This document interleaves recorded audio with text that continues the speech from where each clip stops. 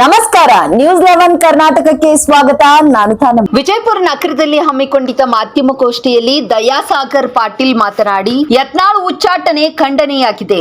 ಹಿಂದೂ ಹುಲಿ ಎಂದು ಪ್ರಚಲಿತರಾಗಿ ಈ ಭಾಗದಲ್ಲಿ ಬಿಜೆಪಿ ಕಟ್ಟಿ ಬೆಳೆಸಿದ್ದಾರೆ. ಅಂತವರನ್ನ ಉಚ್ಚಾಟಿಸಿದ್ದು ಕೇಳಿ ನಮಗೆ ದಿಗ್ಭ್ರಮೆಯಾಗಿದೆ. ಸಮುದ್ರದಂತ ಬಿಜೆಪಿ ಪಕ್ಷದ ನಡೆಯನ್ನು ಯಾರೂ ನಿರೀಕ್ಷಿಸಿರಲಿಲ್ಲ.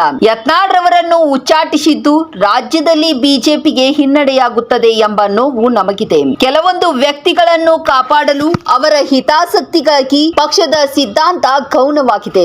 ಲೋಕಸಭೆಯಲ್ಲಿ ಪ್ರಮುಖ ಪಾತ್ರ ವಹಿಸಿದ್ದರು ಯತ್ನಾಳ್ ರವರು ಬಿಜೆಪಿಯ ಕಟ್ಟಾಳು. ಯಾರದೋ ಹಿತಾಸಕ್ತಿಗಾಗಿ ಈ ತರ ತುಳಿದರೆ ಪಕ್ಷಕ್ಕೆ ಎಲ್ಲಿ ಭವಿಷ್ಯ ಉಳಿಯುತ್ತೆ? ಪ್ರತಾಪ್, ಅನಂತ್ ಕುಮಾರ್, ಈಶ್ವರಪ್ಪ ಸೇರಿದಂತೆ ಹಲವು ನಾಯಕರನ್ನು ತುಳಿಯಲಾಗಿದೆ. ಭವಿಷ್ಯದಲ್ಲಿ ಅವರ ಜೊತೆ ಸ್ಪರ್ಧೆ ಇರಬಾರದು ಎಂದು ಹೀಗೆ ಮಾಡಲಾಗುತ್ತಿದೆ. ಪಕ್ಷದ ಈ ತರ ತಪ್ಪು ನಿರ್ಧಾರಗಳಿಂದಾಗಿ ಹಿನ್ನಡೆಯಾಗುತ್ತದೆ. ವಿಜಯಪುರದಲ್ಲಿ ಮಾತ್ರವಲ್ಲದೆ ರಾಜ್ಯಾದ್ಯಂತ ಪ್ರತಿಭಟನೆ ಮಾಡುತ್ತೇವೆ. ಕಳೆದ 20 ವರ್ಷಗಳಿಂದ ನಾನು ಪಕ್ಷದಲ್ಲಿ ಸೇವೆ ಮಾಡುತ್ತಿದ್ದೇನೆ. ತಪ್ಪು ಮಾಹಿತಿಯಿಂದ ಹೀಗಾಗಿರಬಹುದು. ಉಚ್ಚಾಟನೆಯನ್ನು ಮರುಪರಿಶೀಲನೆ ಮಾಡಿ ಉಚ್ಚಾಟನೆ ಹಿಂತೆಗೆದುಕೊಳ್ಳಬೇಕೆಂದು ಒತ್ತಾಯಿಸುತ್ತೇನೆ. ನಾವು ಅವರ ಜೊತೆ ಇರುತ್ತೇವೆ ಎಂದರು.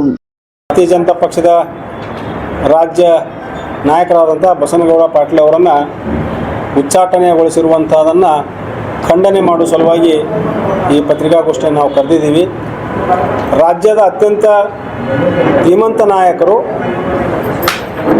ಇಡೀ ಅಖಂಡ ಕರ್ನಾಟಕದ ಹಿಂದೂ ಹುಲಿ ಎಂದು ಪ್ರಚಲಿತರಾಗಿ ಈ ಭಾಗದಲ್ಲಿ ಭಾರತೀಯ ಜನತಾ ಪಕ್ಷವನ್ನು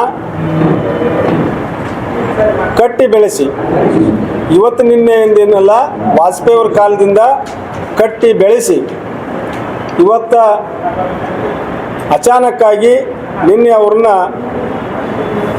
6 ವರ್ಷಗಳ ಕಾಲ ಉಚ್ಚಾಟನೆ ಮಾಡಿರುವಂಥದ್ದನ್ನು ಕೇಳಿ ನಮಗೆಲ್ಲರಿಗೂ ದಿಗ್ಭ್ರಮೆ ಮತ್ತು ಆಶ್ಚರ್ಯಚಕಿತರಾಗಿದ್ದೀವಿ. ಇವತ್ತು ಇಡೀ ರಾಜ್ಯಾದ್ಯಂತ ಹಲವಾರು ಭಾಗಗಳಲ್ಲಿ ಪ್ರತಿಭಟನೆಗಳು, ತಾವೆಲ್ಲ ಸೋಷಿಯಲ್ ಮೀಡಿಯಾದಲ್ಲಿ ನೋಡಿದ್ದೀರಿ. ಎಲ್ಲ ಕಾರ್ಯಕರ್ತರಿಗೆ ಪ್ರತಿಭಟನೆ ಮಾಡ್ತಾ ಇದ್ದಾರೆ. ಬಹಳ ಕಾರ್ಯಕರ್ತರಿಗೆ ನೋವಾಗಿದೆ. ಈ ಒಂದು ಪಕ್ಷದ ನಡೆಯನ್ನು ಯಾರೂ ನಿರೀಕ್ಷಿಸಿರಲಿಲ್ಲ. ಭಾರತೀಯ ಜನತಾ ಪಕ್ಷ ಅನ್ನುವಂಥದ್ದು ಒಂದು ಸಮುದ್ರದಂಥ ಪಕ್ಷ. ಭಿನ್ನಾಭಿಪ್ರಾಯಗಳು ಬರುವುದು ಸಹಜ, ಸಣ್ಣ ಪುಟ್ಟು ತೊಂದರೆಗಳು ಬರುವಂಥದ್ದು ಸಹಜ. ಮನೆಯಲ್ಲಿ ಅಣ್ಣತಮ್ಮರಿಗೆ ಭಿನ್ನಾಭಿಪ್ರಾಯಗಳು ಇರಬೇಕಾದ್ರೆ ಇಂಥ ದೊಡ್ಡ ಪಕ್ಷದಲ್ಲಿ ಕೆಲವೊಂದು ಭಿನ್ನಾಭಿಪ್ರಾಯಗಳು ಇರ್ತಾವೆ. ಹಾಗಂತೇಳಿ ಅತ್ಯಂತ ಮೇರು ವ್ಯಕ್ತಿತ್ವದ ಸನ್ಮಾನ್ಯ ಶ್ರೀ ಬಸನಗೌಡ ಪಾಟೀಲ್ ಅವರನ್ನು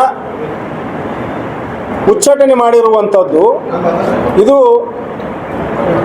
ಹಿಂದೂ ಪರವಾದಂತಹ ಆಲೋಚನೆಗೆ, ಭಾರತೀಯ ಜನತಾ ಪಕ್ಷಕ್ಕೆ ರಾಜ್ಯದಲ್ಲಿ ಹಿನ್ನಡೆ ಆಗುತ್ತೆ ಅನ್ನುವಂತಹ ನೋವು ನಮಗೆಲ್ಲ ಇದೆ. ಭಾರತೀಯ ಜನತಾ ಪಕ್ಷ ಅನ್ನುವಂಥದ್ದು ಒಂದು ಕಾರ್ಯಕರ್ತರ ಪಕ್ಷ. ಇಡೀ ರಾಷ್ಟ್ರದಲ್ಲಿ ನಮಗೆ ಭಾರತೀಯ ಜನತಾ ಪಕ್ಷ ಮತ್ತು ಭಾರತೀಯ ಜನತಾ ಪಕ್ಷದ ಸಿದ್ಧಾಂತಗಳ ಬಗ್ಗೆ ಅತ್ಯಂತ ಹೆಮ್ಮೆ ಇದೆ.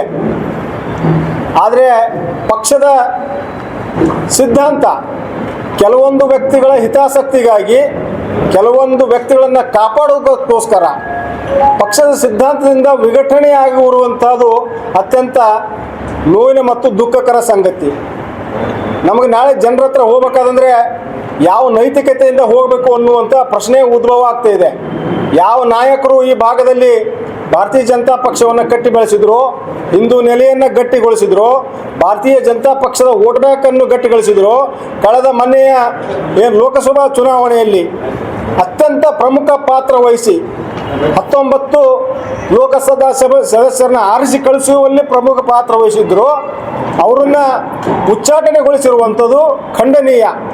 ಯಾಕಂದರೆ ಬಸನಗೌಡರು ಯಾವಾಗಲೂ ಭಾರತೀಯ ಜನತಾ ಪಕ್ಷದ ಕಟ್ಟಾಳು. ಕೆಲವೊಂದು ತಪ್ಪು ನಿರ್ಧಾರಗಳನ್ನು ಪ್ರತಿಭಟಿಸಿರ್ಬೋದು ಸ್ವಾಭಾವಿಕವಾಗಿ. ಭಾರತೀಯ ಜನತಾ ಪಕ್ಷ ಭ್ರಷ್ಟಾಚಾರ ರಹಿತವಾಗಿರಬೇಕು. ಭಾರತೀಯ ಜನತಾ ಪಕ್ಷ ವಂಶ ಪಾರಂಪರ್ಯ ಆಡಳಿತದ ವಿರುದ್ಧವಾಗಿರಬೇಕು. ಭಾರತೀಯ ಜನತಾ ಪಕ್ಷ ಸಾಮಾನ್ಯ ಜನರ ಕಾರ್ಯಕರ್ತರ ಇರಬೇಕು ಅನ್ನುವಂಥ ಒಂದು ಸಿದ್ಧಾಂತದ ಅಡಿಯಲ್ಲಿ ಇವತ್ತು ಭಾರತೀಯ ಜನತಾ ಪಕ್ಷದ ಅಸ್ತಿತ್ವದಲ್ಲಿದೆ.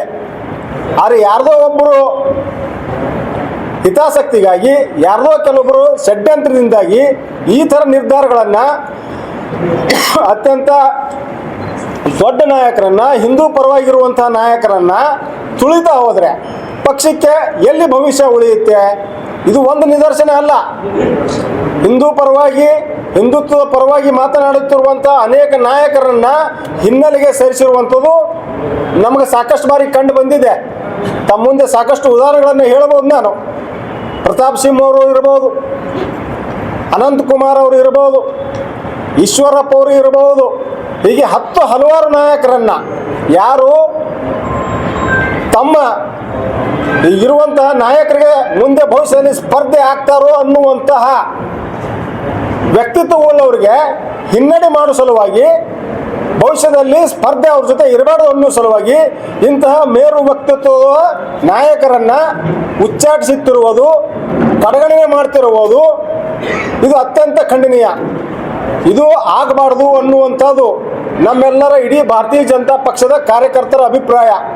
ನಾವು ಹಿಂದೂ ಮತ್ತು ಭಾರತೀಯ ಜನತಾ ಪಕ್ಷದ ತತ್ವ ಸಿದ್ಧಾಂತಗಳಿಗೆ ಬದ್ಧರಾಗಿರುವಂಥವ್ರು. ಆದರೆ ಇವತ್ತು ಪಕ್ಷ ಅದರಲ್ಲಿ ನಂಬಿಕೆ ಇಟ್ಟಂಥವ್ರಿಗೆ ಭಾರತೀಯ ಜನತಾ ಪಕ್ಷವನ್ನು ಕಟ್ಟಿ ಬೆಳೆಸಬೇಕು ಅನ್ನುವಂತಹ ಇಚ್ಛಾಶಕ್ತಿ ಇವರಿಗೆ ಹಿನ್ನಡೆ ಆಗುತ್ತೆ. ಬರುವಂಥ ದಿನಗಳಲ್ಲಿ ಭಾರತೀಯ ಜನತಾ ಪಕ್ಷ ರಾಜ್ಯದಲ್ಲಿ ಅಧಿಕಾರ ಹಿಡಿಬೇಕಪ್ಪ ಅಂತಂದ್ರೆ ಬಹಳ ಕಷ್ಟ ಆಗ್ತದೆ. ಈ ಥರ ನಿರ್ಧಾರಗಳನ್ನು ತಗೊಂಡಿರುವುದಂತನ್ನ ನಾವು ಬರೀ ವಿಜಯಪುರ ಜಿಲ್ಲೆಯಲ್ಲ, ಇಡೀ ರಾಜ್ಯಾದ್ಯಂತ ಖಂಡಿಸಿ ನಾವು ಪ್ರತಿಭಟನೆ ಮಾಡ್ತೀವಿ. ನಾನು ಕಳೆದ 20 ವರ್ಷಗಳಿಂದ ಭಾರತೀಯ ಜನತಾ ಪಕ್ಷದಲ್ಲಿ 2 ಬಾರಿ ಜಿಲ್ಲಾ ರೈತ ಮೋರ್ಚಾ ಅಧ್ಯಕ್ಷನಾಗಿ, 2 ಬಾರಿ ಜಿಲ್ಲಾ ಉಪಾಧ್ಯಕ್ಷನಾಗಿ, 2018 ವಿಧಾನಸಭೆಯಲ್ಲಿ ಇಂಡಿಯನ್ ಸ್ಪರ್ಧೆ ಮಾಡಿದ್ದೀನಿ. ಭಾರತೀಯ ಜನತಾ ಪಕ್ಷದ ಅತ್ಯಂತ ಪ್ರಾಮಾಣಿಕ ಕಾರ್ಯಕರ್ತ ನಾನು. ಆದರೆ ಇಂಥ ತಪ್ಪು ನಿರ್ಧಾರಗಳನ್ನು ನಾವು ಪ್ರತಿಭಟಿಸಿದೆ ಸುಮ್ಮನೆ ಇದ್ದರೆ ಮುಂದಿನ ದಿನಮಾನಗಳಲ್ಲಿ ಪಕ್ಷನಿಷ್ಠ ನಾಯಕರಿಗೆ, ಪಕ್ಷನಿಷ್ಠ ಕಾರ್ಯಕರ್ತರಿಗೆ, ಪಕ್ಷದ ತತ್ವ ಸಿದ್ಧಾಂತಗಳಲ್ಲಿ ನಂಬಿಕೆ ಇಟ್ಟವರಿಗೆ ಹಿನ್ನಡೆ ಆಗ್ತದೆ. ನಾವು ಹೆಂಗೆ ನಂಬಬೇಕು ಪಕ್ಷವನ್ನು ಅನ್ನುವಂಥ ಪ್ರಶ್ನೆ ಉದ್ಭವ ಆಗ್ತದೆ. ಈ ಘಟನೆಯನ್ನು ನಾವು ಖಂಡಿಸಿ, ಬಹುಶಃ ಯಾವುದೋ ತಪ್ಪು ತಿಳುವಳಿಕೆಯಿಂದ, ಯಾರೋ ಷಡ್ಯಂತ್ರ ಮತ್ತು ತಪ್ಪು ಮಾಹಿತಿಯಿಂದ ಬಸನಗೌಡರನ್ನ ಉಚ್ಚಾಟಿಸುವನ್ನ ಹಿಂದೆ ತೆಕ್ಕೋಬೇಕು ಅಂತ ಒಂದು ಆಗ್ರಹ ಮಾಡ್ತೀವಿ. ಇಲ್ಲಾಂದ್ರೆ ಪಕ್ಷಕ್ಕೆ ಹಿನ್ನಡೆ ಆಗ್ತದೆ. ನಮ್ಮ ನಾಯಕರು ಬಹುಶಃ ನಾಳೆ ನಾಡ್ದು ಬರ್ಬೋದು. ಅವ್ರು ಬಂದ ಮೇಲೆ ಏನು ಅಭಿಪ್ರಾಯ ತಗೋತಾರ ಅನ್ನುವಂಥದ್ದನ್ನು ನಾವು ಎಲ್ಲರೂ ಒಗ್ಗಟ್ಟಾಗಿ ಈ ಭಾಗದಲ್ಲಿ ಹಿಂದುತ್ವವನ್ನು ಉಳಿಸಿರುವಂಥ ಕೆಲಸ ನಾವು ಮಾಡಬೇಕಾಗ್ಯದ ಅಂತ ಹೇಳ್ಬಿಟ್ಟು ನಾನು ತಮ್ಮೆಲ್ಲರಲ್ಲಿ ಹೇಳಲಿಕ್ಕೆ ಬಯಸ್ತೀನಿ. ಇದು ಪರವಾಗಿ ಮಾತಾಡೋ ಉದ್ದೇಶದಿಂದ ಹೊರಗೆ ಹಾಕಿರುವಂತ ಮಾಹಿತಿ ಎಲ್ಲೂ ನಮ್ಗೆ ಸಿಕ್ಕಿಲ್ಲ. ಅವರು ರಾಜ್ಯಾಧ್ಯಕ್ಷ ಮತ್ತು ಮಾಜಿ ಮುಖ್ಯಮಂತ್ರಿ ವಿರುದ್ಧ ಒಪ್ಪಂದಕ್ಕೆ ಮಾತಾಡೋದ ಪಾರ್ಟಿ ಚೌಕಟ್ಟು ಬಿಟ್ಟು ಅವ್ರು ಮಾತಾಡೋರು ಅಂತ ಆರೋಪ ಮೇಲೆ ಹಿಂದೂ ಪರವಾಗಿ ಮಾತಾಡೋರು ಅಂತ ಹೇಳಿ. ಹೌದು, ನಾವಾದ್ರೂ ಅದನ್ನೇ ಹೇಳ್ತಾ ಇದ್ದೀವಿ. ಅವ್ರು ಹಿಂದೂ ಪರವಾಗಿ ಮಾತಾಡಿಲ್ಲ, ವಿರುದ್ಧ ಮಾತಾಡೋದು ನಾವಿಲ್ಲ. ಅವ್ರು ಹಿಂದೂ ಪರವಾಗಿ ಮಾತಾಡಿದ್ದಾರೆ ಅಂತ ತೆಗೆದಿಲ್ಲ ಅವರಿಗೆ. ಆದರೆ ಪಕ್ಷದಲ್ಲಿ ಇರುವಂಥ ವ್ಯವಸ್ಥೆಯನ್ನು ಅವರು ಖಂಡನೆ ಮಾಡಿದ್ದಕ್ಕೆ, ಅದನ್ನು ಪಕ್ಷದ ಗಮನಕ್ಕೆ ತಂದಿದ್ದಕ್ಕೆ ತೆಗೆದಿದ್ದಾರೆ. ಪಕ್ಷದ ಚೌಕಟ್ಟಲ್ಲಿ ಮಾಡಬೇಕು ಅದು ಕೆಲಸ ಓಪನ್ ಆಗಿ ಮಾಡಿದ್ರೆ ತಪ್ಪು ಅನ್ನುವಂಥ ಅಭಿಪ್ರಾಯ ನೀವು ಮುಖಂಡರದೇ, ಬಿಜೆಪಿ ಮುಖಂಡರದೇ. ಸಾಮಾನ್ಯವಾಗಿ ನಮಗೆಲ್ಲರಿಗೂ ಗೊತ್ತು, ಭಾರತೀಯ ಜನತಾ ಪಕ್ಷ ಹಿಂದುತ್ವ ಪರವಾಗಿರುವಂಥ ಪಕ್ಷ. ಭಾರತೀಯ ಜನತಾ ಪಕ್ಷ ವಂಶ ಪಾರಂಪರ ಆಡಳಿತನ ವಿರೋಧ ಮಾಡ್ಕೊಂಡು ಬರೆಯುವಂಥ ಪಕ್ಷ. ನಾವೇ ಖಂಡನೆ ಮಾಡಿದ್ವಿ ಸಾಕಷ್ಟು ಸತಿ ಜನಸಾಮಾನ್ಯರ ಮಧ್ಯೆ. ನಮ್ಮ ಪಕ್ಷದ ನಾಯಕರು ಹಿಂದೆ ಹೇಳ್ತಿದ್ರು ಕಾಂಗ್ರೆಸ್ ಪಕ್ಷ ಅಂತಂದ್ರೆ ಒಂದು ವಂಶ ಪಾರಂಪರೆ ಆಡಳಿತ ಇರುವಂಥ ಪಕ್ಷ. ನೆಹರು ಆದಮೇಲೆ ಇಂದಿರಾ ಗಾಂಧಿ ಆದಮೇಲೆ ರಾಜೀವ್ ಗಾಂಧಿ ಆದಮೇಲೆ ಸೋನಿಯಾ ಆದಮೇಲೆ ರಾಹುಲ್ ಗಾಂಧಿ, ಮತ್ತು ಯಾರೋ ಮುಂದೆ ಅವರು ಪೀಳಿಗೆ ಅಂತ ಎಷ್ಟೋ ಬಾರಿ ನಾವು JDS ಪಕ್ಷಕ್ಕೆ ಅಪ್ಪ ಮಕ್ಕಳ ಪಕ್ಷ ಅಂತ ನಾವು ಖಂಡನೆ ಮಾಡಿದ್ದೀವಿ. ಮತ್ತು ನಮ್ಮ ಪಕ್ಷದಲ್ಲಿನೇ ಅದೇ ರೀತಿ ಆದರೆ ನಾವು ಯಾವ ನೈತಿಕ ಮಟ್ಟ ಉಳಿಯುತ್ತೆ ನಮಗೆ ಅನ್ನುವಂಥ ಪ್ರಶ್ನೆ ಉದ್ಭವ ಆಗಿರುವುದನ್ನು ಯತ್ನಾಳ್ ಖಂಡನೆ ಮಾಡಿರುವಂಥದ್ದು. ನಮ್ಮ ಭಾರತೀಯ ಜನತಾ ಪಕ್ಷದ ಸಿದ್ಧಾಂತ ಅಷ್ಟೇ ಮಾತಾಡ್ತಿದ್ದೀನಿ ನಾನು. ಅಲ್ಲ, ಆ ಸಿದ್ಧಾಂತ ಮೇರೆಗೆ ಹೈಕಮಾಂಡ್ ಡಿಸಿಷನ್ ತಗೊಂಡ್ರೆ JDS ಜೊತೆ ಹೊಂದಾಣಿಕೆ ಮಾಡ್ಕೊಂಡು ನಾನು ಮಾತಾಡ್ತಾ ಇರುವಂಥದ್ದು ಭಾರತೀಯ ಜನತಾ ಪಕ್ಷದ ಸಿದ್ಧಾಂತ. JDS ಸಿದ್ಧಾಂತನೇ ಬೇರೆ ಇದೆ. ಅದೊಂದು ಇಂಡಿಪೆಂಡೆಂಟ್ ಪಾರ್ಟಿ ಸರ್, ಅದೊಂದು ಇಂಡಿಪೆಂಡೆಂಟ್ ಪಾರ್ಟಿ. ಈಗ ಉಳಿದ ಕೇಳಬೇಕು ಅಷ್ಟೇ. ಒಬ್ಬ ಮಹಾನ್ ನಾಯಕದಾನ ಸುಮ್ಮನೆ ಏನೇನು ಕೇಳಿ ಇದು ಮಾಡ್ಬೇಡ. ಈಗ ಏನು ಹೇಳ್ತಾರೆ ರಾಜ್ಯ ನಾಯಕರಲ್ಲಿ ಹೈಕಮಾಂಡೇ ಹೈಕಮಾಂಡ್ ಅಂತಂದ್ರೆ ಅವರು ಉಲ್ಲಂಘಿಸಿ ಬಂಡಾಯ ಮತ್ತು ಅವ್ರಿಗೆ ಆಲ್ರೆಡಿ 2 ಬಾರಿ 3 ಬಾರಿ ನೋಟಿಸ್ ಕೊಟ್ಟಿದ್ದಾರೆ. ಇದನ್ನು ಸಹ ಮೀರಿ ಅವರು ಪಕ್ಷ ಚಟುವಟಿಕೆ ಮಾಡಿರೋ ಕಾರಣಕ್ಕಾಗಿ ಈಗ ಹೌದು ಸರ್, ಹೈಕಮಾಂಡು ನಿರ್ಧಾರ ಮಾಡಿ ರಾಜ್ಯಾಧ್ಯಕ್ಷರನ್ನೇ ಮಾಡಿದ್ರು ಅಂತ ಆ ಒಂದು ತಪ್ಪು ನಿರ್ಧಾರವನ್ನೇ ಸರಿಪಡಿಸ್ರಿ ಅಂತ ಹೇಳ್ಬಿಟ್ಟು ಹಲವಾರು ಬಾರಿ ಆಗ್ರಹ ಮಾಡಿ ಅದನ್ನು ಪ್ರತಿಭಟನೆ ಮಾಡಿರುವಂಥದ್ದು. ಅವತ್ತು ಎಂದೂ ಅವ್ರ ಪಕ್ಷದ ವಿರುದ್ಧ ಮಾತಾಡಿಲ್ಲ, ಪಕ್ಷದ ಸಿದ್ಧಾಂತಗಳ ವಿರುದ್ಧ ಮಾತಾಡಿಲ್ಲ. ಆಗಿರುವಂಥ ತಪ್ಪನ್ನು ಸರಿಪಡಿಸ್ರಿ ಅಂತ ಹೇಳಿ ಮಾತಾಡಿದ್ರ ಪರಿಣಾಮನೇ ಇವತ್ತು ಅವನು ಉಚ್ಚಾಟನೆ ಮಾಡಿರುವಂಥದ್ದು. ಈಗ ಇವರ ಈ ಉಚ್ಚಾಟನೆಗೆ ಪಕ್ಷದ ಕೆಲವು ಹಿರಿಯ ನಾಯಕರು ಕಾರಣ ಇರ್ಬೋದ? ಇವರನ್ನು ಮುಂದೆ ಬಿಟ್ಟು ಇವ್ರ ಮೇಲೆ ಬಂದೂಕಿ ಹೊಡೆದವರು ಅವ್ರು ಹೇಳೋದ್ರೆ ಇಲ್ಲ, ಅವರು ಗೌಡ್ರು ಇನ್ನೂ ಮೋಸ್ಟ್ಲಿ ದೆಹಲಿಯಲ್ಲಿ ಇದ್ದಾರೆ. ಅವ್ರು ಬಂದ ಮೇಲೆ ಮೀಟಿಂಗ್ ಕರಿತಾ ಇದ್ದಾರೆ. ಅವ್ರು ಯಾರು ಗೌಡ್ರನ್ನ ಬಿಟ್ಟು ಹೋಗಿಲ್ಲ. ಅವ್ರು ಬಂದ ಮೇಲೆ ಅವ್ರ ಅಭಿಪ್ರಾಯ ಕೇಳಿಬಿಟ್ಟು ಮುಂದೆ ಏನು ಮಾಡಬೇಕು ಅನ್ನುವಂಥ ನಿರ್ಧಾರ ತಗೋತಾರೆ. ಅದಕ್ಕೆ ನಾವೆಲ್ಲರೂ ಬದ್ಧ ಆಗಿದ್ದೀವಿ. ನಿಮ್ಮ ನಿರ್ಧಾರ ಏನು? ಪಕ್ಷದ ನಮ್ಮ ನಿರ್ಧಾರ ಈ ಆಗಿರುವಂಥ ತಪ್ಪನ್ನು ಸರಿಪಡಿಸಬೇಕು. ನಾವು ಬಸನಗೌಡ ಪಾಟೀಲ್ ಯತ್ನಾಳ್ ಅವರಿಗೆ ಆಗಿರುವಂಥ ಅನ್ಯಾಯವನ್ನ ನಾವು ಪ್ರತಿಭಟನೆ ಮಾಡ್ತೀವಿ. ನಾವು ಅವ್ರ ಜೊತೆ ಇರ್ತೀವಿ. ಯಾವ ರೀತಿ ಅನ್ಯಾಯ ಆಗಿದೆ ಸರ್ ಅವ್ರಿಗೆ? ಈಗ ಉಚ್ಚಾಟನೆ ಮಾಡಿರುವಂಥದ್ದು ಅನ್ಯಾಯ ಅಲ್ವಾ? ಅಲ್ಲ, ಪಕ್ಷದ ಈಗ ಒಬ್ಬ ಮೇರು ವ್ಯಕ್ತಿತ್ವ ನಾಯಕ ಪಕ್ಷದ ಒಂದು ಸಿದ್ಧಾಂತ ಇರುತ್ತೆ.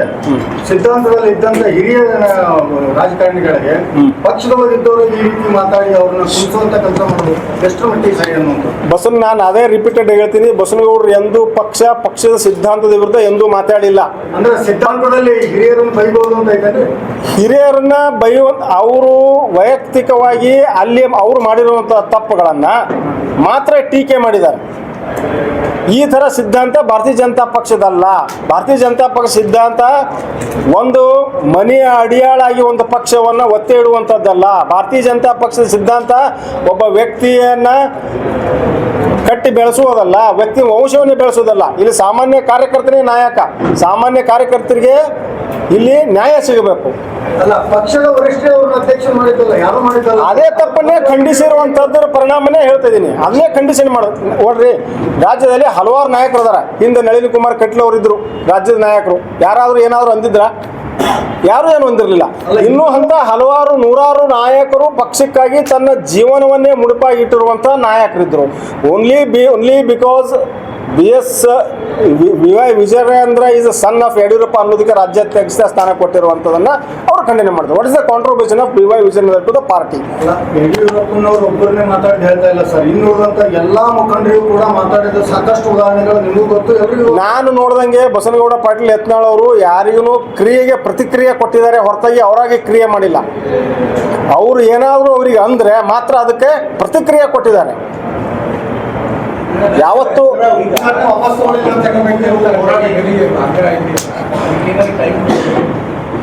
ಹೌದು, ಈ ನಿರ್ಧಾರವನ್ನ ಮರುಪರಿಶೀಲನೆ ಮಾಡಬೇಕು ಅಂತ ಹೇಳ್ಬಿಟ್ಟು ನಾವು ಆಗ್ರಹ ಮಾಡ್ತಿದ್ದೀವಿ. ಬರ್ರಿ, ನಾಳೆ ಬಸನಗೌಡ ಯತ್ನಾಳ್ ಅವರು ಬಂದ ಮೇಲೆ ಅವರು ಎಲ್ಲರೂ ನಮ್ಮ ಲೀಡರು ನಾಯಕರು ಸೇರ್ಕೊಂಡ್ಬಿಟ್ಟು ಮಾತಾಡಿ ಆ ನಿರ್ಧಾರ ತಗೋಬೇಕಾಗುತ್ತೆ. ಅದನ್ನೇ ಆ ರೂಪರೇಷೆಯನ್ನು ನಾವು ಅವ್ರು ಬಂದ ಮೇಲೆ ನಿರ್ಧಾರ ಮಾಡ್ಲಿಕ್ಕೆ ಸಾಧ್ಯ. ಸರ್, ಈಗ ಆಲ್ರೆಡಿ ಹಿಂದುತ್ವದ ಪರ ಮಾತನಾಡಿ ಕೆ.ಎಸ್. ಈಶ್ವರಪ್ಪ ಅವರು ಹೊರಬಂದಿದ್ದಾರೆ ಅಂತ ಹೇಳಿದ್ರು. ಹೌದು, ಅವ್ರು ಆಗ್ಲೇ ಒಂದು ಪಾರ್ಟಿ ಕಟ್ಟಬೇಕು ಅಥವಾ ಒಂದು ಸಂಘಟನೆ ಕಟ್ಟಬೇಕು ಅಂತ ಹೋರಾಡ್ತಾ ಇದ್ದಾರೆ. ಹೌದು. ಯತ್ನಾಳರು ಕೂಡ ಈ 2 ದಿನದಿಂದ ಸೋಷಿಯಲ್ ಮೀಡಿಯಾದಲ್ಲಿ ನಿನ್ನೆ ಅದರಿಂದ RCB ಅನ್ನೋ ಹೊಸ ಪಕ್ಷ ರಾಯಣ್ಣ ಚೆನ್ನಮ್ಮ ಬ್ರಿಗೇಡ್ನ ಸ್ಥಾಪನೆ ಮಾಡ್ತೀವಿ ಅನ್ನೋದು ಎಲ್ಲ ಓಡಾಡ್ತಾ ಇದೆ. ಏನಾದ್ರೂ ಹೊಸ ಪಕ್ಷ ಕಟ್ಟೋ ವಿಚಾರಗಳೇನಾದ್ರೂ ನೋಡಿ ಸರ್, ಈಗ ಸೋಷಿಯಲ್ ಮೀಡಿಯಾದಲ್ಲಿ ಮಾಧ್ಯಮಗಳಲ್ಲಿ ಸಾಕಷ್ಟು ಊಹಾಪೋಹ ಸುದ್ದಿ ಹರಿದಾಡ್ತಾ ಇರ್ತಾವೆ. ಇನ್ನೂ ಗೌಡ್ರು ಇಲ್ಲಿಗೆ ಬಂದಿಲ್ಲ. ಬಹುಶಃ ಬಂದ ಮೇಲೆ ರಾಜ್ಯಾದ್ಯಂತ ಈ ಥರ ಅನ್ಯಾಯಕ್ಕೊಳಗಾದಂಥ ಅತೃಪ್ತ ನಾಯಕರು ಈಶ್ವರಪ್ಪರು ಇರ್ಬೋದು, ಮತ್ತು ಇನ್ನೂ ಹಲವಾರು ನಾಯಕರಿಗೆ ಭಾಳ ಅನ್ಯಾಯ ಆಗಿದೆ. ಅವ್ರನ್ನ ತುಳಿಯುವಂಥ ಕೆಲಸ ಆಗಿದೆ. ಸಮಾನ ಮನಸ್ಕ ನಾಯಕರು ಸೇರ್ಕೊಂಡ್ಬಿಟ್ಟು ಏನು ನಿರ್ಧಾರ ಕೈಗೊಳ್ತಾರೆ ಅನ್ನುವಂಥದ್ದನ್ನು ನಾವು ಅವ್ರು ಬಂದ ಮೇಲೆ ಕಾದು ನೋಡಿಬಿಟ್ಟು ಹೇಳಲಿಕ್ಕಾಗುತ್ತೆ. ಏನಂತ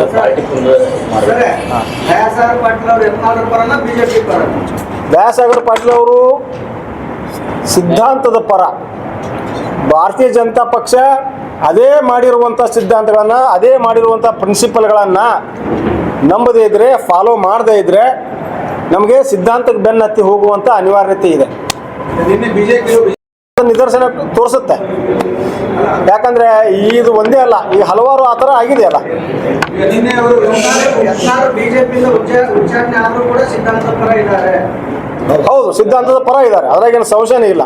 ಸಿದ್ಧಾಂತದ ಪರ ಇದ್ದಾರೆ ಅಂತ ಹೇಳಿಬಿಟ್ಟು ಅವ್ರು ಇಲ್ಲಿವರೆಗೂ ಇಷ್ಟೆಲ್ಲ ನೋಟಿಸ್ ಕೊಟ್ಟರು. ಭಾರತೀಯ ಜನತಾ ಪಕ್ಷದ ಪರವಾಗಿ ಯಾರಿಗೂ ಅವರು ಅದರ ಬದ್ಧತೆ ಆಗಿದ್ದರು. ಮೊನ್ನೆ ಕಳೆದ ಚುನಾವಣೆಯಲ್ಲಿ ನಾನು ನಮ್ಮ ನಾಗರಾಳ ಹುಲಿ ಗೌಡರು ಸೇರಿಕೊಂಡು ಹಗಲ ರಾತ್ರಿ 19 ಮತಕ್ಷೇತ್ರಗಳಲ್ಲಿ ಹಗಲ ರಾತ್ರಿ ಅಡ್ಡಾಡಿಕೆರಿಂದ ಅವರು 19 ಸೀಟ್ ತರಕ್ಕೆ ಅವರು ಬಹಳ ಪ್ರಮುಖ ಪಾತ್ರ ಇದೆ. ಅಪಾರವಾದಂಥ ನಾನು ಎಲ್ಲೆಲ್ಲಿ ಹೋಗಿದ್ದೀನಿ, ನಾನು ಗುಲ್ಬರ್ಗ್ ಹೋಗಿನಿ, ಇವನ್ ಕರಾವಳಿ ಹೋಗಿನಿ, ವಿಶ್ವೇಶ್ವರ ಹೆಗಡೆ ಕಾಗೇರಿ ಅವರು ಅಪಾರವಾದಂತಹ ಬೆಂಬಲಿಗರ ಪಡೆ ಇದೆ. ಅದು ಒಗ್ಗಟ್ಟಾಗಿರ್ಬೇಕನ್ನೋದು ನಮ್ಮ ಆಸೆ. ಸಿದ್ಧಾಂತದ ಪರವಾಗಿ ಇದ್ದಿದ್ರೆ JDS ಗೆ ಹೋಗ್ತಿರ್ಲಿಲ್ಲ, ಪಕ್ಷೇತರವಾಗಿ MLC ಗೆ ನಿಂತಿರ್ಲಿಲ್ಲ. ಈಗ ಅದು ಬಹಳ ಹಳೆ ಆಗಿರುವಂಥ ಘಟನೆ. ಅದನ್ನ ಸರಿಪಡಿಸಕ್ಕೆ ಅಂತ ಹೇಳ್ಬಿಟ್ಟು ಅವರು ವಾಪಸ್ ಬಿಜೆಪಿಗೆ ಬಂದರು. ಆಗಿರುವಂಥ ತಪ್ಪನ್ನು ಸರಿಪಡಿಸಿ ಮತ್ತೆ ವಾಪಸ್ ಬಿಜೆಪಿಗೆ ಬಂದಿದ್ದಿದೆ. ಈಗ ಶಾಸಕ ಸ್ಥಾನಕ್ಕೆ ಹಂಗಾದ್ರೆ ಈಗಿನ ಯಡಿಯೂರಪ್ಪ ಅವರು ಕೂಡ KJP ಕಟ್ಟಿದ್ರು. ದಯಾಸಾಗರ್, ಈಗ ನಿನ್ನೆ ಕೆಲವು ಮುಖಂಡರು, ಅದೇ ಬಿಜೆಪಿ ಮುಖಂಡರು ಪಟಾಕ್ಷಿ ಹಾಕಿ ಉಚ್ಚಾಟನೆ ಮಾಡಿದಕ್ಕೆ ಅವರು ಬಹಳ ಸಂತೋಷ ವ್ಯಕ್ತಪಡಿಸಿ ಅದ್ರ ಬಗ್ಗೆ ತಮಗೆ ಈ ಕೆಲವೊಂದು ಹೇಳ್ತೀನಲ್ಲ, ಕೆಲವೊಬ್ರು ಇರ್ತಾರ ಅವರು ಹಿಂದುವಾಗಿದ್ದಾರೆ, ಅವರು ಹಿಂದೂ ಹೋರಾಟಗಾರರೇ ಇರ್ಬೋದು, ಇರ್ತಾವಲ್ಲ ಸರ್, ತಿಕ್ಕಾಟಗಳು ಇರ್ತಾವಲ್ಲ, ಕೆಲವೊಂದು ಕಡೆ ಇದ್ದೇ ಇರ್ತಾವೆ, ಏನು ಮಾಡೋಕ್ಕಾಗಲ್ಲ. ನಮ್ಮ ಪಕ್ಷದಲ್ಲದಾವ, ವಿರೋಧ ಪಕ್ಷದಲ್ಲವ, ನಮ್ಮ ಮನೆಯಾಗಿರ್ತಾವೆ, ನಿಮ್ಮ ಮನೆಯಾಗಿರ್ತಾವ, ಕೆಲವೊಂದು ವೈಯಕ್ತಿಕ ಅಭಿಪ್ರಾಯಗಳು ಇದ್ದೇ ಇರ್ತಾವೆ, ವೈಯಕ್ತಿಕ ಸಮಸ್ಯೆಗಳು ಇರ್ತಾವೆ, ಅದೇನು ಮಾಡೋಕ್ಕಾಗಂಗಿಲ್ಲ. ಅವರೆಲ್ಲ 4 ವರ್ಷ 6 ತಿಂಗಳು ಏನಂದ್ರೆ ಬಿಜೆಪಿಗೆ ಇರ್ತಾರೆ. ಇಲೆಕ್ಷನ್ ಬಂದಾಗ ಏನ್ ಮಾಡ್ತಾರೆ, ಕಾಂಗ್ರೆಸ್ ಏಜೆಂಟ್ರದ್ದು ವರ್ತಿಸ್ತಾರೆ, ಅಂಥವ್ರು ಸೆಲೆಬ್ರೇಟ್ ಮಾಡ್ತಾರೆ.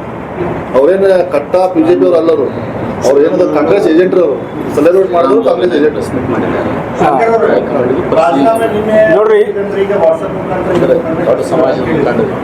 ರಾಜೀನಾಮೆ ಘೋಷಣೆ ಮಾಡಿ ಆದ್ರೂ ಕೂಡ ನೀವು ಬಿಜೆಪಿ ಜಿಲ್ಲಾಧ್ಯಕ್ಷ ಹೇಳ್ತಾರೆ, ನಾನು ಯಾವ್ದು ರಾಜೀನಾಮೆ ಒಂದೊಂದು ರಾಜೀನಾಮೆ ಬಂದಿಲ್ಲ, ಆ ರೀತಿ ಯಾರು ಕೂಡ ರಾಜೀನಾಮೆ ನೀಡ್ತಾ ಇಲ್ಲ ಅಂತ ಹೇಳ್ತಾರೆ. ಲಿಖಿತವಾಗಿ ಈಗ ನಾವು ಕೊಡ್ತಾ ಇದ್ವಿ, ಮೌಖಿಕವಾಗಿ ಹೇಳಿದ್ವಿ, ಲಿಖಿತವಾಗಿ ಏನಂದ್ರೆ ಅವ್ರು ಕಳಿಸ್ತೀವಿ.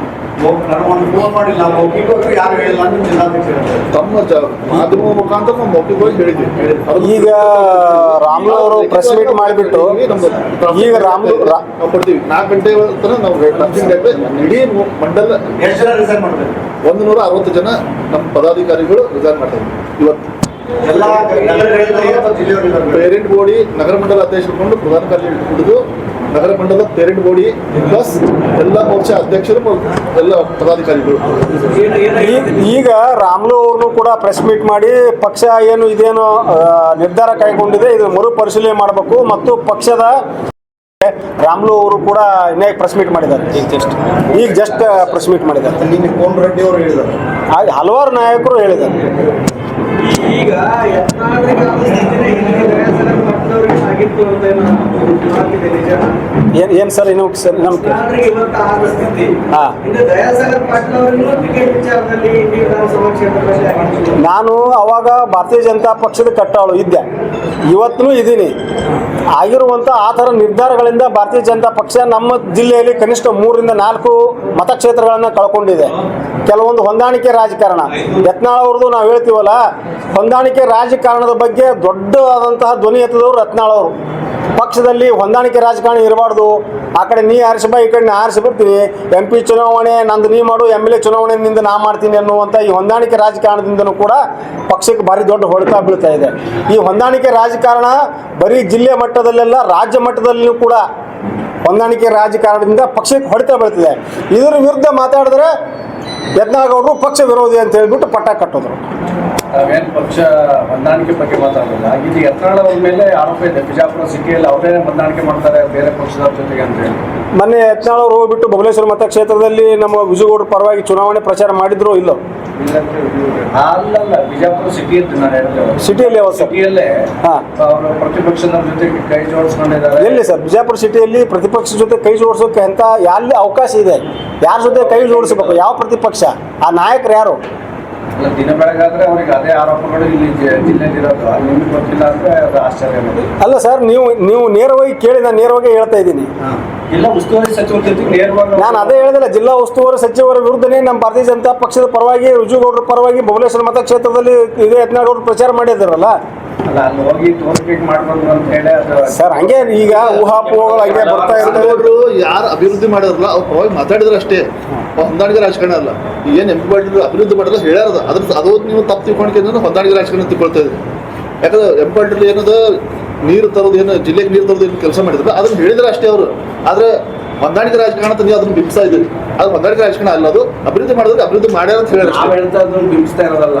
ನಿಮ್ ಪಕ್ಷದ ರಿಪೋರ್ಟ್ ತಗೊಂಡು ನಿಮ್ಮ ಈಗ ಸಸ್ಪೆಂಡ್ ಮಾಡ್ಲಿಕ್ಕೆ ಅದು ಒಂದು ಕಾರಣ ಅಂತಾನೆ ಹೇಳಿದ್ದಾರೆ.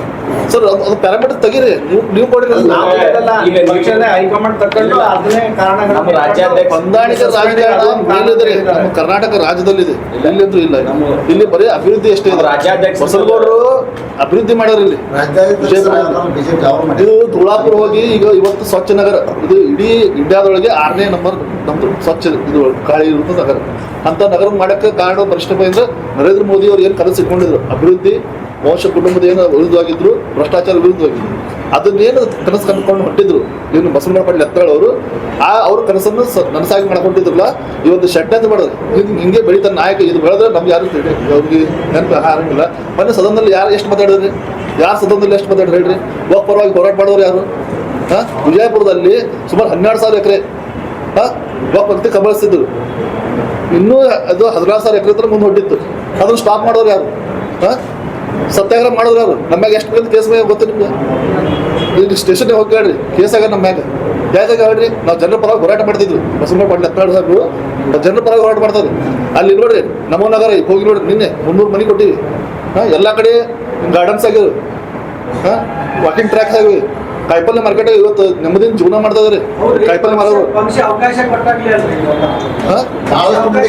ಅಲ್ಲ. ಒಂದ್ ನಿಮಿಷ ಅದನ್ನ ಕೇಳ್ರಿ. ಹಳೆ ಒಂದು ಕಾಲದಾಗ ಬಿಜೆಪಿ ಅಂದ್ರೆ ಓಡೋಗ್ಬಿಡ್ತಿದ್ರು. ಅಂತ ಒಂದು ಸ್ಥಿತಿ ಒಳಗ ಏನು ಅಟಲ್ ಬಿಹಾರಿ ಏನ್ ಚಿಂಗಾರಿ ಅಟಲ್ ಬಿಹಾರಿ ಅಂತ ಇವರು ಪಕ್ಷದಿಂದ ಬೆಳೆದವ್ರು ಇವರು. ಏನು ಸ್ವಂತ ಈಗ ಬಂದು ಪ್ಯಾರಾಶೂಟ್ದಿಂದ ಬಂದವರಲ್ಲ.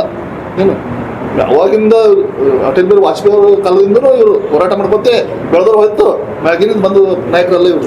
ಸರ್, ನಮ್ಮ ಕಣ್ಮುಂದೆ ಇದೆಯಲ್ಲ, ನಾನು I was a businessman in ಇಂಡಿ ರೋಡ್. ನೀವು ನಿಲ್ಲಕ್ಕಾಗ್ತಿದ್ದಿಲ್ಲ. ಆ ಲೆವೆಲ್ ಧೂಳು, ಆ ಲೆವೆಲ್ ಹೊಲಸಿರ್ತಿತ್ತು, ಕಿರಿಕಿರಿ ಅನಿಸ್ತಿತ್ತು. ಇಡೀ ನಗರ ಯಾವ ರೀತಿ, ನಿಮಗೆ ಒಂದು ಉದಾಹರಣೆ ಹೇಳ್ತೀನಿ. ಇಲ್ಲೇ ಪಕ್ಕದೇ ನಾನು ನಾಲ್ಕಣ ಮತಕ್ಷೇತ್ರದಲ್ಲಿ ನನ್ನ ಮನೆ ಇದೆ. ಬಿಜಾಪುರ ಮತಕ್ಷೇತ್ರ ಬಿಟ್ಟು ನಾಲ್ಕಣ ಮತಕ್ಷೇತ್ರದಲ್ಲಿ ಬಿಜಾಪುರ ನಗರದಲ್ಲಿ ನನ್ನ ಮನೆ ಇದೆ. ಇಲ್ಲಿವರೆಗೂ ನಮ್ಮ ಮನೆ ಮುಂದೆ ರಸ್ತೆಗಳಿಲ್ಲ. ನೀವು ಬಿಜಾಪುರ ಬಸವನಗೌಡ ಅವರು ಯತ್ನಾಳ್ ಅವರ ಮತಕ್ಷೇತ್ರದಲ್ಲಿ ಇಂಥದೇ ಒಂದು ರೋಡ್ ಓದೋದಂತ ತೋರಿಸ್ರಿ. ಇಡೀ ರಾಜ್ಯದಲ್ಲಿ ಈ ಥರ ಅಭಿವೃದ್ಧಿ ಹೊಂದಿರುವಂತಹ ಇಡೀ ಚಿತ್ರಣನೇ ಬದಲಾಗ್ತಿದೆ ಬಿಜಾಪುರ ನಗರದ್ದು. ನಮ್ಗೆ ಇನ್ನೂ ಏನು ಬೇಕು? ಶಾಂತಿ ಇದೆ, ಸೌಹಾರ್ದತೆ ಇದೆ, ಯಾವುದು ಗದ್ದಲ ಗಲಾಟೆಗಳು ಇರಲಾರ್ದಂಗೆ ಇದೇ ನೆಮ್ಮದಿ ಬದುಕಬೇಕು, ಸ್ವಚ್ಛ ಬದುಕಬೇಕು, ಶ್ರೀಮಂತ ಬದುಕಬೇಕು. ಇಂಥ ಒಬ್ಬ ರಾಜಕಾರಣಿಯನ್ನು ನಾವು ಪಕ್ಷದವರಾಗಿ ಕಳ್ಕೊಂಡ್ಬಿಟ್ರೆ ಇಲ್ಲ. ಹೆಂಗೆ? ನಮ್ಮ ಮ್ಯಾಗಿನ ನಾಯಕರು ಹೇಳ್ತಾರೆ, ಪಕ್ಷದ ತಕ್ಕೊಳ್ಳಿಲ್ಲ, ಉಚ್ಚಾಟನೆಯನ್ನು ತಕ್ಕೊಳ್ಳಿಲ್ಲ ಅಂದ್ರೆ ಬಿಜೆಪಿ ಇಲ್ಲಿ ನೆಲ ಕಚ್ಚೋದು ಶತಸಿದ್ಧ. 30 ಸೀಟ್ನು ಆರಿಸಿ ಬರಂಗಿಲ್ಲ. ಯಾಕಂದ್ರೆ ಅವರು ಒಂದೇ ಸಮಾಜದ ಲೀಡರ್ ಅಲ್ಲ. ನಾನು ಕೇಳಿದ್ದು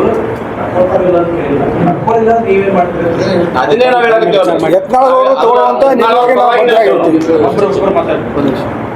ಸರ್, ಇವತ್ತು ಏನು ನೀವೇನು ಕೇಳಿದ ಪ್ರಶ್ನೆ ತಕ್ಕೊಳ್ಳಿ ಏನು ಮಾಡ್ತೀರಿ? ಒಂದು ಪದಾಧಿಕಾರಿಗಳ ಎಲ್ಲ ರಾಜೀನಾಮೆ ಪರ್ವತ ಆಗುತ್ತೆ. ನೆಕ್ಸ್ಟು ನಮ್ದು ಏನದ ನಮ್ಮ ಹೋರಾಟ ನಾಳೆ ಸಾಯಂಕಾಲ 5 ಗಂಟೆಗೆ ಸಿದ್ದೇಶ್ವರ ದೇವಸ್ಥಾನದಿಂದ ಗಾಂಧಿ ವೃತ್ತವರೆಗೆ ಒಂದು ಬೃಹತ್ ಹೋರಾಟ ಇರ್ತದೆ. ಹೋರಾಟದ ಮುಖಾಂತರ ರಾಜ್ಯ ನಾಯಕರಿಗೆ ಮತ್ತು ಕೇಂದ್ರ ನಾಯಕರಿಗೆ ಇರೋದು ಬಸವನಗೌಡ ಪಾಟೀಲ್ ಯತ್ನಾಳ್ ಅವರ ಶಕ್ತಿ ಅನ್ನೋದು ತೋರಿಸ್ತೀವಿ. ಇವತ್ತು ಸಾಯಂಕಾಲ 5 ಗಂಟೆಗೆ ನಾಳೆ ಸಾಯಂಕಾಲ ಅಲ್ಲ, ಇವತ್ತು ಸಾಯಂಕಾಲ 5 ಗಂಟೆಗೆ ನಮ್ಮ ಸಮಾಜದ ಅಖಿಲ ಭಾರತ ಲಿಂಗಾಯತ ಪಂಚಮಸಾಲಿ ಸಮಾಜದ ಬೃಹತ್ ಪ್ರತಿಭಟನೆ ಗಾಂಧಿ ಚೌಕ್ನಲ್ಲಿದೆ 5 ಗಂಟೆಗೆ ಇವತ್ತು ಸಾಯಂಕಾಲ. ನಾನು ಒಬ್ಬ ಪಂಚಮಸಾಲಿ ಲಿಂಗಾಯತ ಪಂಚಮಸಾಲಿ ರಾಷ್ಟ್ರೀಯ ಪಂಚಸೇನೆ ಅಧ್ಯಕ್ಷ ಡಾಕ್ಟರ್ ಬಸವನಗೌಡ ಪಾಟೀಲ್ ನಾಗರಾಳುಲಿ ನಾನು ಹೇಳ್ತಾ ಇರೋದು. ಇವತ್ತು ಬಸವನಗೌಡರ ಬಗ್ಗೆ ಕರಾವಳಿ ಭಾಗದಲ್ಲಿ ಕೂಡ ಹೇಳ್ತಾ ಇದ್ದಾರೆ ಜನ, ಇವರು ಹಿಂದುತ್ವಕ್ಕೆ ಮಾಡ್ತಕ್ಕಂಥ ಕಗ್ಗೋಲೆ. ಇವತ್ತೇನು ರಾಜಕಾರಣ ಇದು ಏನು ಹೈಕಮಾಂಡ್ ಏನು ತೆಗೆದುಕೊಂಡಿದ್ದ ನಿರ್ಧಾರ, ಒಬ್ಬ ಹಿಂದುತ್ವದ ಪರವಾಗಿ, ಭ್ರಷ್ಟಾಚಾರದ ಪರವಾಗಿ ಮತ್ತು ಕುಟುಂಬಶಾಹಿ ಪರವಾಗಿ ಮಾತನಾಡ್ತಕ್ಕಂಥ ಏಕೈಕ ವ್ಯಕ್ತಿ ರಾಜ್ಯದಲ್ಲಿ ಅದು ಬಸವನಗೌಡ ಪಾಟೀಲ್ ಯತ್ನಾಳ್ ಅವರು. ಅಂಥವ್ರು ನೀವು ಹೊರಗೆ ಹಾಕ್ತೀರಂದ್ರೆ ನಮ್ಮ ಕರಾವಳಿ ಭಾಗದಲ್ಲಿ ಬಹುಸಂಖ್ಯಾತರು ನಾವು ಭಾರತೀಯ ಜನತಾ ಪಕ್ಷ MLA ಗೆಲ್ಲಿಸ್ಕೊಳ್ತೀವಿ. ಇಲ್ಲಿ ಕೂಡ ನಾವು 0 ಮಾಡ್ತೇವೆ ಇವತ್ತಿನ ಸೋಷಿಯಲ್ ಮೀಡಿಯಾದಲ್ಲಿ ನಾನು ನೋಡ್ತಾ ಇದ್ದೀನಿ. ಮತ್ತು ಒಬ್ಬ ಕಾಂಗ್ರೆಸ್ ಶಾಸಕರು ಹೇಳ್ತಾ ಇದ್ದಾರೆ, ಕೋನ್ ರೆಡ್ಡಿ ಅವರು ಬಸವನಗೌಡ ಪಾಟೀಲ್ ಯತ್ನಾಳ್ ಅವರನ್ನ ಏನು ಸಸ್ಪೆಂಡ್ ಮಾಡಿರಲ್ಲ, ಅದು ಭಾರತೀಯ ಜನತಾ ಪಕ್ಷ ತೆಗೆದುಕೊಂಡ ಒಂದು ದೊಡ್ಡ ಅನಾಹುತದ ನಿರ್ಧಾರ ಅಂತ ಬೇರೆ ಪಕ್ಷದವ್ರಿಗೆ ಗೊತ್ತಾಗ್ತಾ ಇದೆ. ನಮ್ಮ ಪಕ್ಷದ ನಾಯಕರಿಗೆ ಮತ್ತು ರಾಷ್ಟ್ರೀಯ ಹೈಕಮಾಂಡ್ರಿಗೆ ಯಾಕೆ ಗೊತ್ತಾಗ್ತಾ ಇಲ್ಲ? ಇವರು ಮಾತನಾಡಿದ್ದೇ ಮುಳುನಾ? ಇವರು ಭ್ರಷ್ಟಾಚಾರದ ಬಗ್ಗೆ ವಿರೋಧ ಮಾಡಿದ್ದೇ ಮುಳುನಾ? ಇವರು ಕುಟುಂಬಶಾಹಿ ಬಗ್ಗೆ ಯೋಚನೆ ಮಾಡಿದ್ದೇ ಮುಳುನಾ? ಇವರು ಹಿಂದುತ್ವದ ಪರವಾಗಿ ನ್ಯಾಯ ಕೊಡಿಸಿದ್ದೇ ಇವ್ರಿಗೆ ಮುಳು ಆಯ್ತಾ? ಅಂದ್ರೆ ರಾಜ್ಯದಲ್ಲಿ ಯಾರು ಸತ್ಯವನ್ನು ಮಾತಾಡಬಾರ್ದಾ? ಸತ್ಯವನ್ನು ಮಾತಾಡಿದ್ರು ಎಲ್ಲರೂ ನೀವು ಹೊರಗಡೆ ಹಾಕ್ತಾ ಹೋದರೆ BJP ಎಲ್ಲಿ ಬರುತ್ತೆ? ಮುಂದೆ BJP 0 ಬರುತ್ತೆ. ನಾವೇನು ಕನಸು ಕಟ್ಕೊಂಡಿದ್ದೇವೆ, ಸಾಮಾನ್ಯ ಕಾರ್ಯಕರ್ತರು ನಾವು ಬೂತ್ ಮಟ್ಟದಲ್ಲಿ ನಾವು ಇನ್ನೊಂದು ಪಾರ್ಟಿಯವ್ರ ಜೊತೆ ಹೊಡೆದಾಟ ಮಾಡಿಕೊಂಡು ನಮ್ಮ ಪಕ್ಷ ಭಾರತೀಯ ಜನತಾ ಪಕ್ಷ, ನಮ್ಮದು ಹಿಂದುತ್ವ ಪರ, ನಮ್ಮದು ಭ್ರಷ್ಟಾಚಾರ ಮುಕ್ತ ಪರ, ಮತ್ತು ನಮ್ಮದು ಏನದ ಯಾರು ನ್ಯಾಯದಿಂದ ಇದು ಮುಕ್ತ ಇದು ಇದು ಆಗಿದ್ದಾರೆ, ಅನ್ಯಾಯಕ್ಕೊಳಗಾಗಿದ್ದಾರೆ ಅಂಥವ್ರಿಗೆ ನ್ಯಾಯ ಕೊಡಿಸತಕ್ಕಂಥ ಪಕ್ಷ ಯಾವ್ದಾದ್ರು ಇದ್ರೆ ಅದು ಭಾರತೀಯ ಜನತಾ ಪಕ್ಷ ಅಂತ ನಾವು ಹೇಳ್ಕೊಂಡು ತಿರುಗ್ತೇವೆ. ನಮ್ಮಂಥ ಸಾಮಾನ್ಯ ಕಾರ್ಯಕರ್ತರು ಇವತ್ತು ನೋವಾಗಿದ್ದು ಬಸನಗೌಡ ಪಾಟೀಲ್ ಸಸ್ಪೆಂಡ್ ಮಾಡಿದ್ದು. ಅವ್ರನ್ನ ಯಾಕೆ ಮಾಡಿದಿರಿ? ಅವ್ರು ಭ್ರಷ್ಟಾಚಾರದ ಬಗ್ಗೆ ಮಾತಾಡಿದ್ ಮಾಡಿದ್ರಾ? ಅವ್ರ ಕುಟುಂಬಶಾಹಿ ಬಗ್ಗೆ ಮಾತಾಡಿದ್ ಮಾಡಿದ್ರಾ? ಅವ್ರು ಹಿಂದುತ್ವದ ಪರವಾಗಿ ಹೋರಾಟ ಮಾಡ್ತಕ್ಕಂಥದ್ದಕ್ಕೆ ಮಾಡಿದ್ರಾ? ಅದಕ್ಕೆ ನಾವು ಇದನ್ನು ರಿವೋಕ್ ಮಾಡಿ ನೀವು ಮರುಪರಿಶೀಲನೆ ಮಾಡಿ ಅವ್ರನ್ನ ಮತ್ತೊಮ್ಮೆ ಭಾರತೀಯ ಜನತಾ ಪಕ್ಷಕ್ಕೆ ನೀವು ಸೇರಿಸ್ಕೋಬೇಕಂತ ನಮ್ದು ಇವತ್ತು ಆಗ್ರಹ. ಅಲ್ಲ, ನೀವು ಪಂಚಮಸಾಲಿ ಹೋರಾಟ ಅಂತ ಹೇಳಿದ್ರೆ ಅವಾಗ ನೆನಪು ಬರ್ತದೆ. ಹಿಂದೆ BJP ಗೌರ್ಮೆಂಟ್ ಇದ್ದಾಗ ಸಾಕಷ್ಟು ಹೋರಾಟ ಮಾಡಿದ್ರು. BJP ಗೌರ್ಮೆಂಟ್ ಇದ್ದಾಗ ದೊಡ್ಡ ಪ್ರಮಾಣ ಹೋರಾಟ ಮಾಡಿದ್ರು. ಈ ಕಾಂಗ್ರೆಸ್ ಗೌರ್ಮೆಂಟ್ ಇದ್ದಾಗ ಯಾವ ಪಂಚಮಸಾಲಿ ನಾಯಕರು ಹೋರಾಟ ಇವತ್ತು ಹೋರಾಟ ಮಾಡಿದ್ದೀವಿ. ತಾವು ಮಾಡಿದ್ದೀರಿ? ಯಾವ ಥರ ಹೇಳ್ತೀವಿ ಸರ್. ನೀವು ಕೇಳಿದ್ರೆ ನನಗೆ ಹೇಳಕ್ಕೆ ಅವಕಾಶ ಮಾಡಿ. ಇದೇ ಬೆಳಗಾವಿಯಲ್ಲಿ ನಾವು ಮೊನ್ನೆ ಬೃಹತ್ ಮೆರವಣಿಗೆ ಮಾಡಿದ್ದೀವಿ. ನಮಗೆ ಕೊಟ್ಟಂತ ಈ ಕಾಂಗ್ರೆಸ್ ಸರ್ಕಾರ ಏನು ಕೊಡ್ತು? ಲಾಠಿ ಏಟು ಕೊಟ್ಟರು ನಮಗೆ. ಯಾಕೆ? ಸಂವಿಧಾನದ ಪಿತಾಮಹ ಭಾರತೀಯ ಬಾಬಾ ಸಾಹೇಬ್ ಅಂಬೇಡ್ಕರ್ ಸಾಹೇಬ್ರು ಹೇಳಿದ್ದಾರೆ, ಯಾರು ಹಿಂದುಳಿದಿರ್ತಾರೆ, ಯಾರು ಯಾವುದೇ ಒಂದು ಇದು ಸಮಸ್ಯೆಯಿಂದ ಇದು ಆಗಿರ್ತಾರೆ ಅಂಥವರಿಗೆ ನ್ಯಾಯ ಕೊಡ್ತಕ್ಕಂಥದ್ದು ಬಾಬಾ ಸಾಹೇಬ್ ಅಂಬೇಡ್ಕರ್ ಹೇಳಿದ್ದಾರೆ. ಅವರ ಅಡಿಯಲ್ಲಿ ನಾವು ಕೇಳಿದ್ದೀವಿ. ಅವತ್ತು ಇದೇ ಸಿದ್ದರಾಮಯ್ಯ ಸರ್ಕಾರ ನಮ್ಮ ಮೇಲೆ ಲಾಠಿ ಪ್ರಹಾರ ಮಾಡಿದರು. ಇದೇ ಬೇರೆ ಸಮಾಜದವ್ರು ಕೇಳಿದರೆ ಅವರಿಗೆ 4% ಇದು ಕೊಡ್ತಿದ್ದೀರಿ ನೀವು. ಇವತ್ತು ಯಾವ ನ್ಯಾಯ ನೀವು? ನಾವು ಅನ್ಯಾಯ ಆಗಿಲ್ವಾ? ನಮ್ಮಲ್ಲಿ ಯಾರು ಸಾಕಷ್ಟು ಜನ ಬಡವರಿದ್ದಾರೆ, ನಮ್ಮಲ್ಲಿ ನಾವು ಶಿಕ್ಷಣ ವಂಚಿತರಿದ್ದೇವೆ ಮತ್ತು ಉದ್ಯೋಗ ವಂಚಿತಿದ್ದೇವೆ. ನಾವು ಕೇಳಿದ ಮೀಸಲಾತಿ ಯಾವ್ದು ಸ್ವಾಮಿ? ನಾವೇನು ರಾಜಕಾರಣಕ್ಕೆ ಕೇಳಿಲ್ಲ, ನಮ್ಮನ್ನು ಮುಖ್ಯಮಂತ್ರಿ ಮಾಡೋದು ಕೇಳಿಲ್ಲ, ನಮ್ಮ ZP ಮಾಡೋದು ಕೇಳಿಲ್ಲ, TP ಮಾಡೋದು ಕೇಳಿಲ್ಲ. ನಮ್ಮ ಬಡವರು, ನಮ್ಮ ಕಟ್ಟ ಕಡೆಯ ಗುಡಿಸಲಿರ್ತಕ್ಕಂಥ ಬಡ ಪಂಚಮಸಾಲಿಯ ವಿದ್ಯಾರ್ಥಿಗಳ ಭವಿಷ್ಯಕ್ಕೋಸ್ಕರ ಮತ್ತು ಉದ್ಯೋಗಕ್ಕೋಸ್ಕರ ನಾವು ಮೀಸಲಾತಿ ಕೇಳಿದ್ದೇವೆ. ಸುಮಾರು 4 ವರ್ಷದಿಂದ ನಾವು ಹೋರಾಟ ಮಾಡ್ತಾ ಬಂದಿದ್ದೇವೆ. ನಾನೂ ಒಬ್ಬ ರಾಷ್ಟ್ರೀಯ ಅಧ್ಯಕ್ಷನಾಗಿ ನಾನು ಹೇಳ್ತೀನಿ ಏನಂದರೆ 712 ಕಿಲೋಮೀಟರ್ ಪಾದಯಾತ್ರೆ ಮಾಡಿದ್ದೇವೆ, ಅನೇಕ ಥರದ ಹೋರಾಟಗಳನ್ನು ಮಾಡಿದ್ದೇವೆ. ನಮ್ಮ ಬಸನಗೌಡ ಪಾಟೀಲ್ ಯತ್ನಾಳ್ ಅವರು ಬರೀ ಪಂಚಮಸಾಲಿಗೆ ಕೇಳಿಲ್ಲ, ಅವರು ಒಳ ಮೀಸಲಾತಿ ಕೆಲವೊಂದೇನದ ಲಿಂಗಾಯತ ಸಣ್ಣ ಸಮಾಜಕ್ಕೂ ಕೂಡ ಮೀಸಲಾತಿ ಕೇಳಿದರು. ಅಂಥವ್ರ ಬಗ್ಗೆ ನೀವೇನೋ ಇವತ್ತಿಂದ ಇದು ಮಾಡ್ತೀರಿ. ಅವರು ಹೋರಾಟ ಮಾಡ್ತಾನೆ ಇದ್ದಾರೆ. ಅವತ್ತು ಕೂಡ ನಾನು ಇದ್ದೆ, ನಮ್ಮ ಸ್ವಾಮೀಜಿಯವರು ಇದ್ದರು, ನಮ್ಮ MS ರುದ್ರಗೌಡರು ಇವತ್ತು ಇದ್ದರು, ಬಸವರಾಜ ಬೊಮ್ಮಾಯಿ ಸಾಹೇಬರು ಹೇಳಿದರು, ಅವತ್ತು ಮುಖ್ಯಮಂತ್ರಿ ಇದ್ದರು, ಬಸನಗೌಡ್ರೆ ನೀವು ಈ ಹೋರಾಟದಿಂದ ಹಿಂದೆ ಸರಿರಿ, ನಿಮಗೊಂದು ಮಂತ್ರಿ ಮಾಡ್ತೀನಿ ಅಂತ ಹೇಳಿದರು. ಇವರು ಹೇಳಿದರು, ನನ್ನ ಸಮಾಜಕ್ಕೆ ಮತ್ತು ಇನ್ನಿತರ ಸಮಾಜಕ್ಕೆ ನೀವು ನ್ಯಾಯ ಕೊಟ್ಟರೆ ನನಗೆ 36 ಏನು ನೀವು ಸಚಿವ ಸ್ಥಾನ ನನಗೊಬ್ಬರಿಗೆ ಕೊಟ್ಟಂಗಾಗುತ್ತೆ, ನಿಮ್ಮ ಮುಖ್ಯಮಂತ್ರಿ ಸ್ಥಾನ ಕೂಡ ನನಗೊಬ್ಬರಿಗೆ ಕೊಟ್ಟಂಗಾಗುತ್ತೆ. ಅದಕ್ಕೆ ನಾನು ಮಾಡ್ತಕ್ಕಂಥ ಹೋರಾಟಕ್ಕೆ ನೀವು ನ್ಯಾಯ ಕೊಡ್ರಿ, ಆಮೇಲೆ ನನಗೆ ಬೇಕಿದ್ರೆ ಸಚಿವ ಸ್ಥಾನ ಕೊಡ್ರಿ, ಮೊದಲು ನಾನು ಸಚಿವ ಸ್ಥಾನ ತಿರಸ್ಕಾರ ಮಾಡ್ತೀನಿ ಅಂತ ಹೇಳಿದಂಥ ಏಕೈಕ ಪಂಚಮಸಾಲಿ ಸಮಾಜದ ನಾಯಕ ಅಂದ್ರೆ ಅದು ಬಸವನಗೌಡ ಪಾಟೀಲ್ ಅಂತ. ಸರ್, ಈಗ BJP ಇಷ್ಟೆಲ್ಲ ಅನ್ಯಾಯ ಮಾಡಿದೆ ಅಂತ ಯಾರಿಗೆ ಯತ್ನಾಳ್ ಅವರಿಗೆ ಅಂತ ನೀವೆಲ್ಲ ಮುಖಂಡರು ಹೇಳ್ತಾ ಇದ್ದೀವಿ. ಈಗ ಮತ್ತೆ ಅದೇ ಪಕ್ಷಕ್ಕೆ ಹೋಗೋಕೆ ಮತ್ತೇನು ಯಾಕೆ ಅಷ್ಟು ನಿಮಗೆ? ಸರ್, ಇದು BJP ತಪ್ಪಲ್ಲ ಸರ್. BJPಯಲ್ಲಿ ಒಂದು ಷಡ್ಯಂತ್ರಕಾರರು ಮಾಡಿಬಿಟ್ಟು ಈ ಒಂದು ಪರಿಸ್ಥಿತಿ ಮಾಡಿದ್ದಾರೆ ಸರ್. ಷಡ್ಯಂತ್ರ ಅಂದ್ರೆ ಒಂದೇ ಸತಿಗೆ ಆಗಿದ್ರೆ ಡಿಲ್ ಆಯ್ತು. ಈಗ 6 ತಿಂಗಳಿಂದ ವರ್ಷದಿಂದ 4 ನೋಟಿಸ್ ಬಂತು. ಮಾಡಿರುವ ತಪ್ಪನ್ನ ಪದೇ ತಪ್ಪು ಅಂತ ಹೇಳಿರುವ ತಪ್ಪ, ವಂಶ ಪಾರಂಪರ್ಯ ಆಡಳಿತ ಇರಬಾರ್ದು ಅಂತ ಹೇಳಿರುವಂಥದ್ದು ತಪ್ಪ ಪದೇ ಅಲ್ಲ, ನಿಮ್ಮ ಹೈಕಮಾಂಡ್ ಅದೇ ತಪ್ಪು ಅಂತಾನೆ ಆ ಲೆಕ್ಕದಲ್ಲಿ ಅದನ್ನೇ ಸರ್. ಅದೇ ಹೈಕಮಾಂಡ್ಗೆ ಮಿಸ್ಗೈಡ್ ಮಾಡಿ ಹೈಕಮಾಂಡ್ಗೆ ಇವ್ರು ಹೇಳಿರುವಂಥದ್ದು ವಂಶ ಪಾರಂಪರ್ಯ ಆಡಳಿತ BJPಯಲ್ಲಿ ಬೇಡ, ಭ್ರಷ್ಟಾಚಾರ ಆಡಳಿತ BJPಗೆ ಏನು ಬೇಡ, ಭ್ರಷ್ಟಾಚಾರ ಮಾಡಿದವರು ಅಂತವ್ರು ಹೇಳಿರುವಂಥದ್ದೇ ಇವತ್ತು ಅವ್ರಿಗೆ ಮುಳ್ಳಾಗಿರುವಂಥದ್ದು. ಅವರ ನೇರ ದಿಟ್ಟ ನುಡಿಗಳು ಕೆಲವೊಬ್ಬರಿಗೆ ಚುಚ್ಚಿ ಅವ್ರು ಮಾಡಿರುವಂಥ ಪಿತೂರಿಂದಲೇ ಇವತ್ತು ಅವ್ರಿಗೆ ಹೊರಗೆ ಹಾಕಿದ್ದಾರೆ. ಆ ಪಿತೂರಿನೇ ನಾವು ಇವತ್ತು ಪ್ರತಿಭಟನೆ ಮಾಡ್ತೀವಿ. ಅದು ನಿಮ್ಮ ಹೈಕಮಾಂಡೇ ವೀಕ್ ಆಗಿದೆ ಅಂತ? ವೀಕ್ ಆಗಿಲ್ಲ. ದಿಲ್ಲಿ ಹೈಕಮಾಂಡ್ ವೀಕ್ ಆಗಿದೆ ಅಂತ ನಾವು ಹೇಳಲ್ಲ. ಇಲ್ಲಿಯ ರಾಜ್ಯದಲ್ಲಿರುವಂಥ ಕೆಲವೊಬ್ಬರು ಪಿತೂರಿ ಮಾಡಿಬಿಟ್ಟು ಬಸನಗೌಡರನ್ನ ಹೊರಗೆ ಹಾಕ್ಸಿದ್ದಾರೆ. ಬಸನಗೌಡರು ಇದ್ದರೆ ಭವಿಷ್ಯದಲ್ಲಿ ನಮಗೆ ಉಳಿಗಾಲಿಲ್ಲ, ಬಸನಗೌಡರು ಇದ್ದರೆ ಭವಿಷ್ಯದಲ್ಲಿ ನಮ್ಮ ಕೈಯಾಗ ರಾಜ್ಯದ ಚುಕ್ಕಾಣಿ ಸಿಗಂಗಿಲ್ಲ, ಬಸನಗೌಡರು ಇದ್ದರೆ ನಾವು ಮುಂದೆ ರಾಜ್ಯದ ಜನನಾಯಕರಾಗಕ್ಕೆ ಸಾಧ್ಯ ಇಲ್ಲ. ಭ್ರಷ್ಟಾಚಾರ ಮಾಡ್ಲಿಕ್ಕೆ ಸಾಧ್ಯ ಇಲ್ಲ.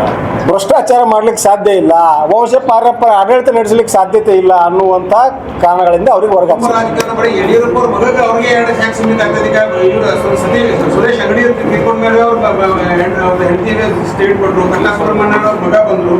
ಅಂದ್ರೆ ಬಿಜೆಪಿಲಿ ಸಾಕಷ್ಟು ಜನ ಸರ್, ತಪ್ಪುಗಳು ತಪ್ಪೇ ಇರ್ಬೋದು, ನಾವು ಒಪ್ಕೋತೀವಿ. ವಂಶ ಪಾರಂಪರ್ಯ ಆಡಳಿತ ವಂಶ ಪಾರಂಪರ್ಯ ಆಡಳಿತ ಭಾರತೀಯ ಜನತಾ ಪಕ್ಷದಲ್ಲಿ ಇರಬಾರ್ದು ಅನ್ನುವಂಥದ್ದು ಭಾರತೀಯ ಜನತಾ ಪಕ್ಷದ ಸಿದ್ಧಾಂತ.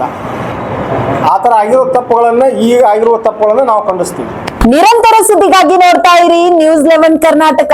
ಲೈಕ್ ಮಾಡಿ, ಶೇರ್ ಮಾಡಿ, ಸಬ್ಸ್ಕ್ರೈಬ್ ಮಾಡಿ.